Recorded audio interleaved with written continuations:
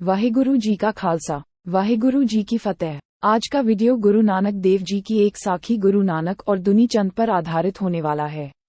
आइए साखी शुरू करें। जब गुरु नानक देव जी रावी नदी और फिर लाहौर की ओर बढ़ रहे थे, लाहौर क्षेत्र पर तब एक करोड़पति खत्री, जिसका नाम दुनी चंद था, सम्राट से खेती कराता था। वह अपने मृत पिता के लिए श्राद्ध का अनुष्ठान कर रहा था। श्राद्ध मृत पूर्वजों की आत्माओं के लिए केक और जल का तर्पण होता है। जब उसने भक्त नानक के आगमन के बारे में सुना, वह गुरु को अपने घर ले गया और उनसे बड़े स्नेह से व्यवहार किया। जब सालगिरह की दावत के लिए सब कुछ तैयार हो गया, तो दुनी चंद ने ब्राह्मणों को खाना खिलाना शुरू कर दिया।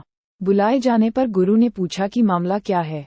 दुनी चंद ने उत्तर दिया कि यह उनके पिता का श्राद्ध था और उन्होंने उनके नाम पर 100 ब्राह्मणों को भोजन कराया था। गुरु ने उत्तर दिया, तुम्हारे पिता को कुछ भी खाए हुए 2 दिन हो गए हैं, और फिर भी तुम कहते हो कि तुमने उनके लिए 100 ब्राह्मणों को भोजन कराया है। दुनी चंद ने पूछा कि उसके पिता कहाँ हैं। गुरु ने उत्तर दिया कि वह एक भेड़िए के रूप में अवतार ले चुके हैं, जो अब 6 मील दूर पेड़ों के झुरमुट में है। उसके पिता की आत्मा एक भेड़िए में प्रवेश करने का कारण ये था कि जब वह मानव रूप में था, तब उसने एक पड़ोसी द्वारा पकाए जा रहे मांस की लालसा की थी और उसी इच्छा में उसकी मृत्यु हो गई थी। गुरु ने दुनी चंद के दरवाजे पर कई झंडे देखकर पूछा कि वे क्या हैं। उन्होंने बताया कि प्रत्येक ध्वज 1 लाख रुपये का प्रतीक है, जो दुनी चंद ने हासिल किया था।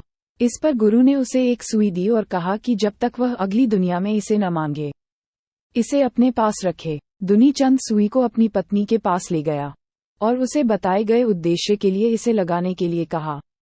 उसने उस पर विश्वास किया और पूछा कि एक सुई अगली दुनिया में कैसे जा सकती है। उसने तदनुसार उस पर इसे गुरु को लौटाने का आरोप लगाया। दुनी चंद अपनी पत्नी के संदेश के साथ सुई लेकर गुरु के पास गए, जिन्होंने कहा, यदि सुई जैसी छोटी और हल्की चीज अगली दुनिया में नहीं जा सकती, तो आपका धन वहां कैसे पहुंच सकता है। इस पर दुनी चंद गुरु जी के चरणों में गिर गया और प्रार्थना की कि वह बताएं कि किस माध्यम से उसका धन अगली दुनिया में पहुंचे। गुरु ने उत्तर दिया, अपनी संपत्ति में से कुछ भगवान के नाम पर दे दो, गरीबों को खिलाओ और तुम्हारा धन तुम्हारे साथ रहेगा।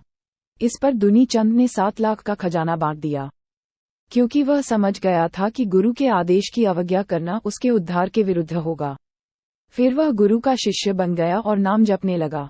इसी तरह के और वीडियो के लिए कृपया हमारे चैनल को लाइक, कमेंट और सब्सक्राइब करना न भूलें। धन्यवाद।